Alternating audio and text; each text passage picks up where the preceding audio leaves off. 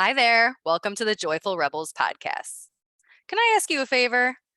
Head over to thejoyfulrebels.com and enter your email to subscribe to our email list. Once you confirm your email, so you go, you check, you'll see an email from Claire at thejoyfulrebels.com. You'll get access to a free mini 10-minute habit tracker. So, why does this matter? If you have followed us for a while, you might have heard me across several episodes and on social media talking about my habit tracking. And I've been developing this way. I've been working out the kinks for several months now. And so we are creating a Joyful Rebels habit tracker workbook, and it's awesome. It's beautiful. But the thing is I didn't want to keep this a secret. It's something that has worked for me. And I am someone who I have read the books about habits. I have Mhm. tried tracking a million different ways, maybe not a million, but a lot.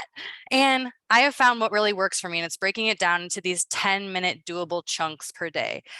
And the results are really speaking for themselves. Over these past several months, I have been able to create and finish a program. You may have heard us talk about the Knowing Yourself Starter Kit.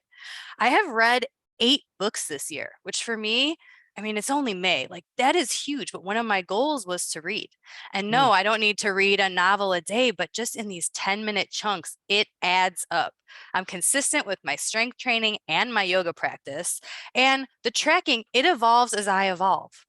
So I go back, I reassess, I reevaluate, right? We've got the science mind here. Is it working? If not, we're swapping things out. It's trial and error. And it works. And so we want to share that with you. So if you go and sign up for our email list, because again, if social media ends tomorrow, we want a way to Mm. be able to stay in touch with y'all. So if you go and sign up, subscribe to our email list, you'll be able to access a printable PDF of this habit tracker, a full page with 3 weeks worth of trackers on it. And so if you want to get started on your journey before this workbook's even out, you're like, I just want somewhere to write and track my stuff. We have got you. We want to share that with you. We want to connect with you. It's how we can stay connected outside of social media. So Mhm. again, thejoyfulrebels.com. Another cool thing that we definitely want to talk about, the wins journal. What are we Oh my thinking about gosh. that? I am blown away. So here we go. Uh, this was, we've heard, I'm going to be honest, we hear Claire talk about it way more than me because I would have a different process for documenting my wins. And here's what I learned. So I clicked on it and I purchased it because I wanted to see what it looked like at the back end. How long does it take to get here? What does the product look like? And then, miraculously, I started to use it. So here's what I would do before. On my laptop, I have a file for like good stuff. So if I have like a great letter from somebody or a recommendation, like kind of a big nugget, I would put it in this file and I would be able to access it at any time. And I thought I was covered. Okay, that's the operative phrase. I thought I was covered. Okay, so I'm like, I'm going to use this and see what it looks like doing it this way. And I started writing down my wins and things that I felt were really important to me and like little ones. And I am blown away. I Mm, thought I was somebody that didn't need that type of constant hug from the things that are going well in my life. And I don't know. I don't know what my problem was. I was like, I think I'm pretty good. Pretty good is okay. I want to feel better. So I started writing them down and I did exactly what Claire said. And I left it open on my laptop. So it's on the keyboard. So it's right there. So I walk by. You'll notice I'm in a different background now. I created a workspace in my dining room and my kitchen because I want to just have access to things. So this is sitting right on my keyboard on my laptop. And I find that I'm putting language around the things that I consider small wins that just would kind of pass through my mm. consciousness. Now I'm writing it down and I go revisit it just because I'm walking by and getting something. I'm like, what? And I go, and I get a whole nother wash of feeling good about it where I don't feel like I'm muscling through my day because I know there's a whole bunch of things that are going well. That's why it was like, like share your wins Wednesday. This is something that has so much more power because the concepts that we talk about are concepts that we can all agree on sound good. And me Mhm. too. That's the point. I'm not pointing any fingers. I'm like, me too. It's like the concept is good. You put it into practice, you create your own story. And I just did with the Wins Journal. A, it's beautiful. B, the content sticks out because it's very focused. C, I've created language around some of the things that I have followed through with, and they all seem to be in with the subject matter of following through with what I said I was going to for myself. That's huge. Anybody else ever say you're going to do something and you don't follow through? Well, I do that too. But I'm realizing like, oh no, I am following through with a significant portion of things. So Claire, you are so dear to me. Clearly, you're my daughter, but you're also like, we're going to talk about role models in a second here, and you are one. You're leading the way on how these tools are dynamic. We're not talking about just making a list so you could check things off. That's a whole different mindset. We're talking about chronicling what's happening in your life and then reevaluating and reassessing and staying dynamic in how we behave and get closer and closer to this authentic self here. And there's peace and ease that comes from that. There's joy. There's just a way to live that we're helping ourselves get free of burdens. And I really felt it this week. The Wins Journal did it for me. And just so you guys know, like, this is a beautiful journal. I love it. It's a service. Like, we're just creating these and having it be manufactured. This isn't like a profit thing for us. We want to get it in your hands. Like, that's important to say. This could go for a whole lot more, like the programs and the stuff that we do, but that's our platform. Low and no cost tools and resources that help you get to know yourself better so that you feel better, and then everybody around you benefits as well. So it seems like a win-win to me. Yeah, thank you for saying that. And I love how you put the word dynamic there, because I feel like that also, it describes what I was saying with that habit tracker. Like, that is what it is. It's not this static, make a list, walk away. And that was my issue when I would just stick my wins in a regular catch-all journal, right? I wouldn't go back and find them because I'd be thumbing through, what page was it on? So Yeah. I love that you said you put it right on top of your desk with it open, because, hey, it sounds super simple, almost silly, but it works. So awesome. I, again, love this. It's almost too pretty to write in, almost, but But I like, but now hey, I have a fancy pen. Like, I have like oh, a gel roller pen that I'm like, now, like, it's like a ceremony. It's not yeah. just like I'm putting it down because I got to get to the next thing. It's like, this is a celebration. It takes 3 minutes. Like, again, I love things that are 3 to 5 minutes. Like, those are the daily things. I'm not gonna, if it takes a lot longer than that, I have to think too hard about it. Yeah. But these are things that I'm not letting just float past my consciousness. I want to let them land for a moment. I want to honor them. I want to celebrate them, and then build. I want to build off of them, because the more I get to know, even at my age, I'm not done yet. Are you done yet? I mean, the biggest flex is staying connected to yourself, taking care of yourself, because you're going to start watching your peers, if you haven't already, not do that, and you're going to see the gap widen. So stay on it, stay in it. You'll just feel better, and everybody else gets to go to school on you too, which is good. And I think what you said just right there leads us into our topic today, which is finding strength, finding your power through role models. And so we've heard of role models, right? Someone you look up to, you want to maybe copy their behavior, you like where they've headed or what they've achieved or how they act. And we know how important that is in children. There's something called vicarious reinforcement, where kids are going to model behavior that they see getting rewarded. So, that's that whole concept of, we're really going to reward the kids when they're behaving. But what's cool is, when we're grown-ups, we get to choose what we see as the reward. We get to choose what we think is someone who's modeling a goal that we like, and then we can choose to model after them. So we have a program called the Knowing Yourself Starter Kit, and it's about getting clear on who you are now and what you want. But sometimes we can feel unclear, unsure, or stuck. We don't know what we want because we haven't seen examples of it. So I think in my opinion, one of the main reasons that having a role model is so important is because it can give you clarity on what you want, because then you can see what's possible. And if you are, oh, I know what I want, but I don't know how to get there, it can show you a way. So if you're just living kind of stuck, again, you're looking around, you're at one static point. Can you give yourself a point in the future, someone who, again, is maybe accomplishing the things that you want to, but they're further along on their path? Because then you have something lit out in front of you. Oh, this is a potential way to go. That can be possible because I've seen that someone's done it. So again, finding someone further along that path, giving you that point in the future, and then you can see what goals, behaviors, and strategies maybe worked for them. So again, we've had role models as we're children, but do we have role models that we look up to as adults? That's, I think, an interesting question. So role models can be very important. Mom, do you have something to add on to that? Like, why are role models important for adults? Well, an A for adults and B as women. I think Mm, that's a whole nother conversation of, we've got a long history of competition and comparing, and you even, the worst parts of social media, and it keeps that conversation alive, and that either subtle or not so subtle behavior. So the role model thing, I think the best news is that even if you grew up in a deficit, you didn't have great role models, you maybe had trauma in your early life, that you can find them now. And it's never too late. And so I really look at it that's professional and personal. So like you get a chance to see people that are further along the path, that are doing things that I don't want to frame it negatively, but sometimes I'm just not that creative. I can't see what it looks like. I can't imagine it because I just I I can only see what's happening in front of me. And then I watch somebody do it and I'm like, that's awesome. What does it look like in me? mm. Then I remember being your age, Claire, and there was a neighbor around the corner that was about 10 years older, 5 kids, and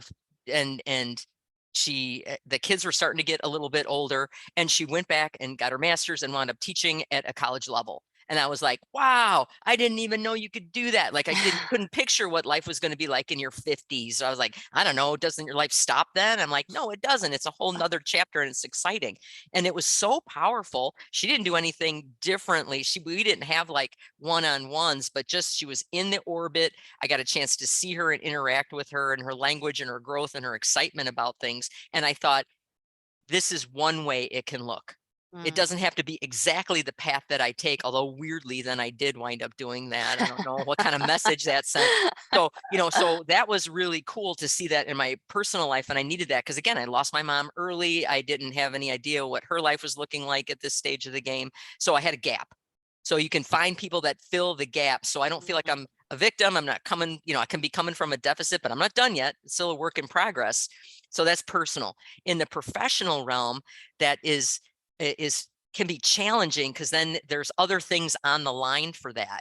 But I had a really great mentor early on. I mean, I've had them in several different places. One of them, Kimberly Spreen Glick, was just amazing. She saw things in me that I didn't see. She's consistent and generous with her feedback. She would have a hard conversation if you needed it. And it was just, I saw it. I saw it played out. It made a huge impression on me. And I felt like it set it in my heart and in my head of, that's a gift.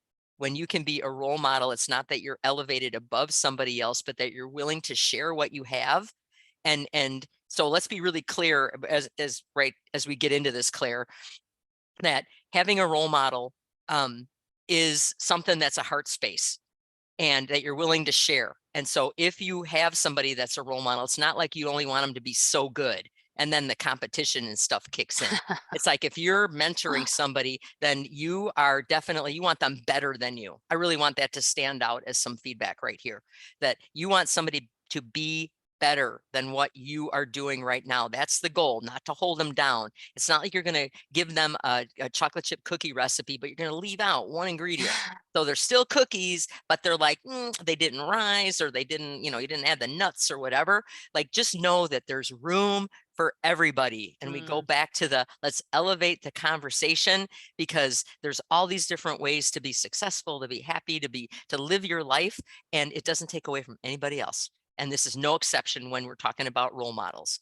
So what does it look like? Like, how do we even enter this space and make some sense of it? You got any tips for that, Claire?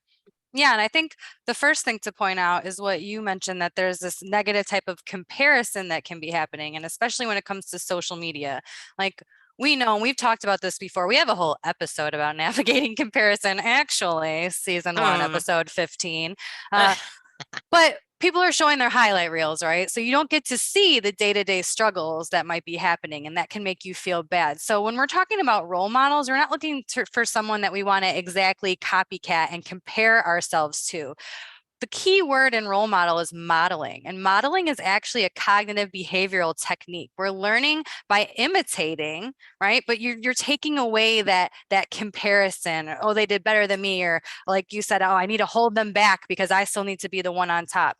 It helps you to learn and grow by seeing what they're doing. And so there's basically two ways that we can approach this. And the first way that we're going to approach seeking out or discovering a role model is to look inward.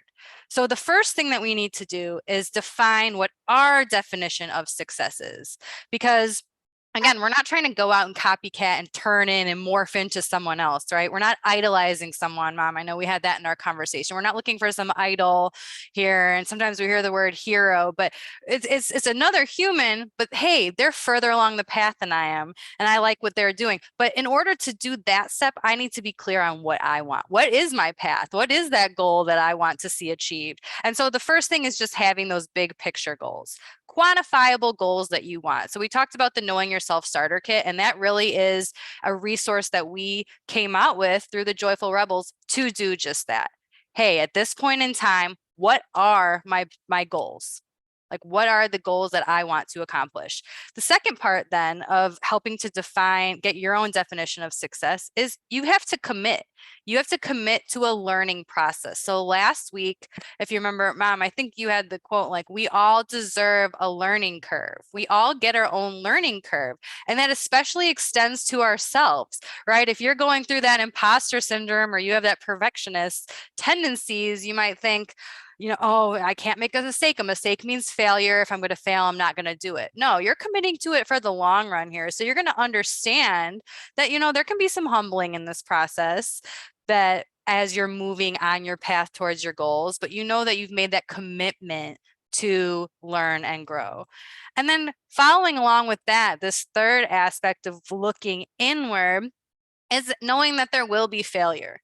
So we talked about this learning curve, but failure is okay. Sometimes in the failure is our biggest growth.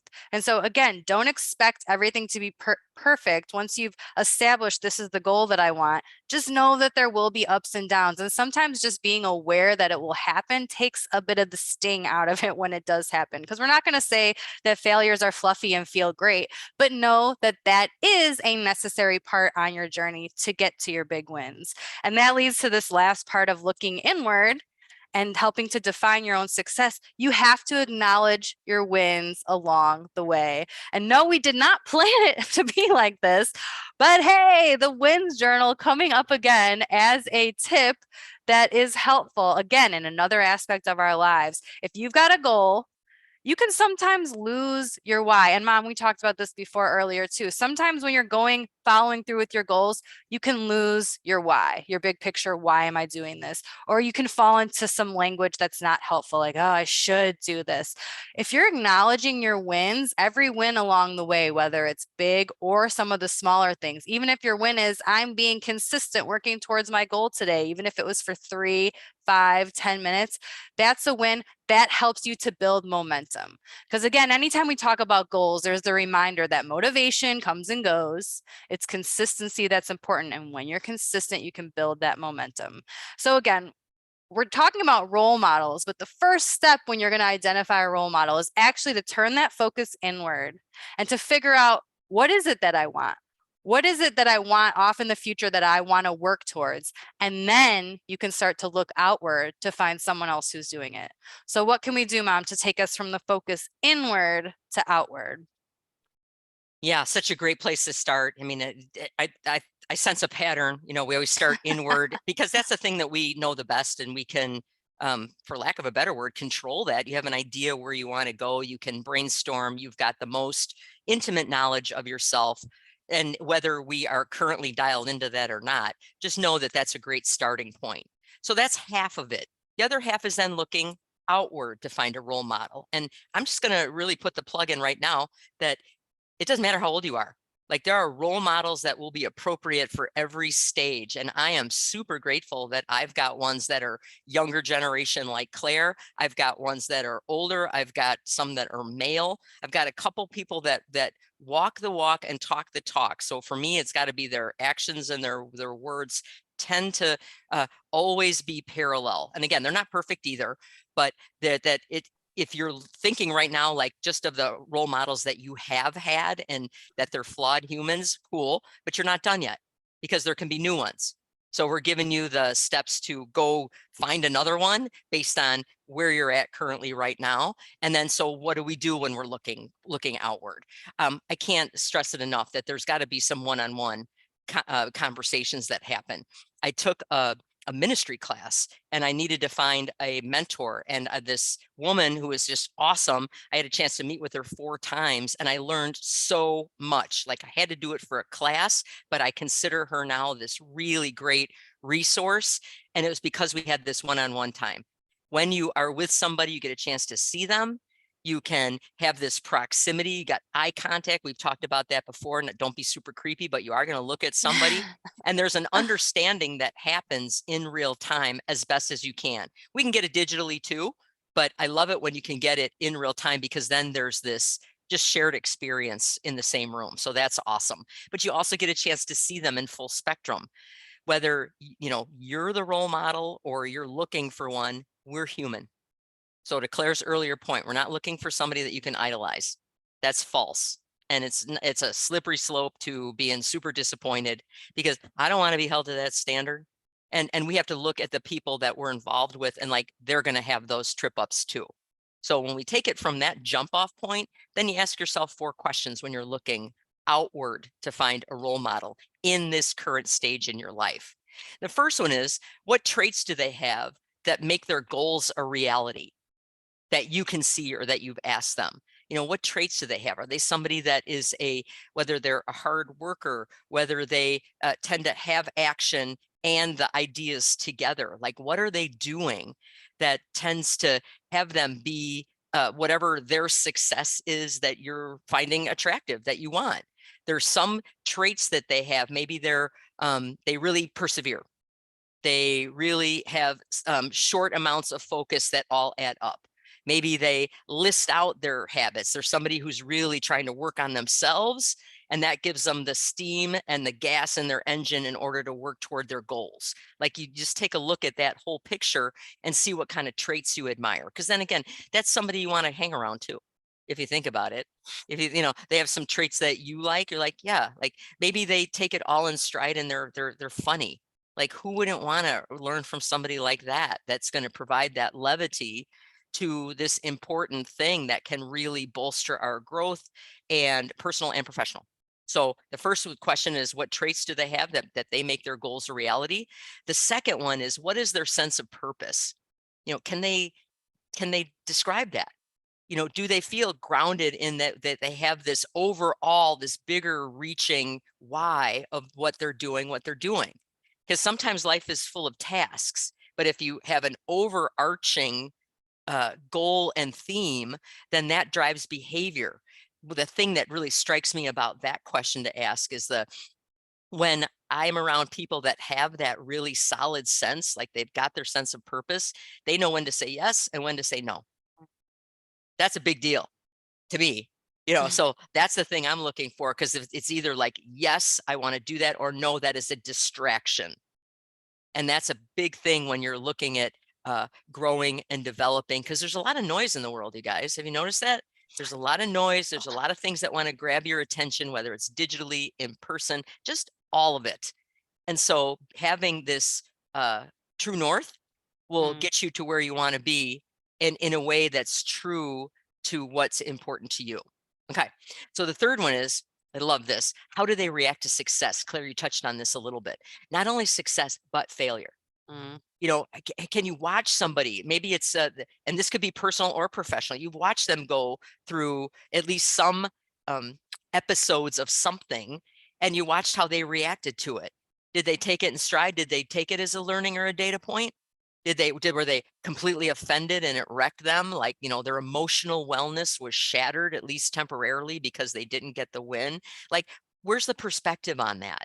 Because when there's a balance, like if you look at a teeter-totter, and they're not like so much like, oh, I just get thrown about with whatever's happening in my life, the external circumstances, that's a rough way to live. When you've got an awareness of when it's really good or when there's a challenge, I can still kind of come back because they're not dismantling me personally. Those are just experiences I'm having. So putting things in context and perspective. And again, the thing with failure, I hope we get a chance to hang around people long enough to witness both, because that's very telling. What's the saying? You learn a lot about somebody when they're trying to untangle Christmas lights. They just losing their mind, or if they're at the airport. Oh, you find out a lot about people. And it's not to judge them, it's to get a clue. And one thing on that, sometimes the people that we want to be role models will behave in a way that's like not in alignment with what we're looking for. You're like, ugh. Negative examples are awesome too. I've had some great negative examples where I'm like, I don't want to do that. That did not align with who I think I am, or who I want to be, or who I want to work toward and incorporate as my essence. Like, thanks for the example. So to those of us that have had like a marginal childhood and you're like, I didn't get the great examples that showed me what it was like now, no problem. You got interesting information that gave you context for what you might want, just not that. All of it's usable. Nothing's wasted ever. So take the experiences that we have. I like to think of it as we just partner with it. Like you partner with all your garbage. You partner with the good stuff. You partner with the stuff that's been a challenge that maybe has felt heavy. It's not. It's all part of who we are. We're like a big giant jigsaw puzzle. Okay, then lastly, and I think this one speaks volumes. So not only do we want to know what traits do they have that makes their goals a reality, what is their sense of purpose, how do they react to success or failure? Here's a big one, you guys. What are their priorities that we can see? Because if somebody, let's talk professional, they're in a role that sounds like something you might want to do, or that's something that is, you're on the path toward it. But if they have no work-life balance, but they got the goal, to me, that's not what I want to do. Are there priorities? Are they saying what they're doing? So that brings me back to the earlier point. If you say like, you want to keep this work-life balance, but I'm going to send you an email at 10:30 at night, I call BS on that. That is not, that you're not modeling that. So be aware with gentle but clear eyes that look at behavior and the modeling, and we're taking our cues from what we see, what we think, what we feel.